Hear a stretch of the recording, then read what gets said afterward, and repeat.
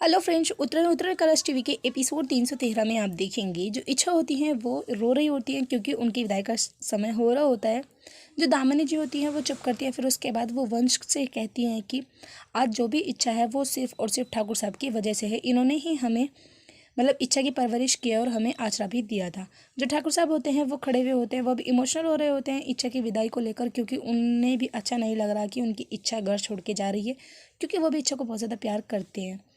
जो वंश होते हैं और इच्छा होती है वो दोनों ठाकुर साहब का आशीर्वाद लेते हैं। उसके बाद जो ठाकुर साहब होते हैं वो वंश से कहते हैं कि मेरी इच्छा का ध्यान रखना, बड़े लाडों से पाला है मैंने इच्छा को। उधर तप्पू जो होती हैं वो गले मिलती हैं इच्छा के, कहते हैं कि हम तुम्हारा पीछा नहीं छोड़ेंगे, तुम कहीं भी चले जाओ, हम तुम्हें आगे ही मिलेंगे। अब हम तुम्हारी बहन भी हैं और अब हम तुम्हारी देवरानी भी हैं।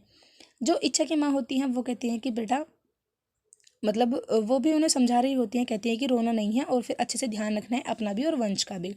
उसके बाद जो मामी होती है वो कहती है कि इच्छा अब चली जाएगी, हमें मिठाई कौन खिलाएगा। उधर जो इच्छा होती है वो रो रही होती है कार में बैठी हुई, कि तभी जो वंश होते हैं वो उन्हें चुप करते हैं, कहते हैं कि नहीं रोना नहीं है।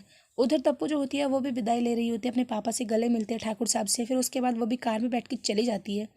जो वीर होते हैं वो पूछते हैं, कहते हैं कि वंश बुंदेला आप अपने नए जीवन का सफ़र धीरे धीरे करना शुरू करोगे या फिर मैं तुम्हें डायरेक्ट ही तुम्हारे घर पहुंचा दूं। कैसा सफ़र चाहते हो तुम, क्योंकि मैं चाहता हूं कि हम जल्दी घर पहुंच जाएं, क्योंकि जो आई देखेंगी तुम दोनों को देखकर बहुत ज़्यादा खुश हो जाएंगी। तभी वंश कहते हैं कि क्या वीर तू इस शादी से खुश नहीं है। एपिसोड की एंडिंग तो ऐसी हो जाएगी फ्रेंड्स।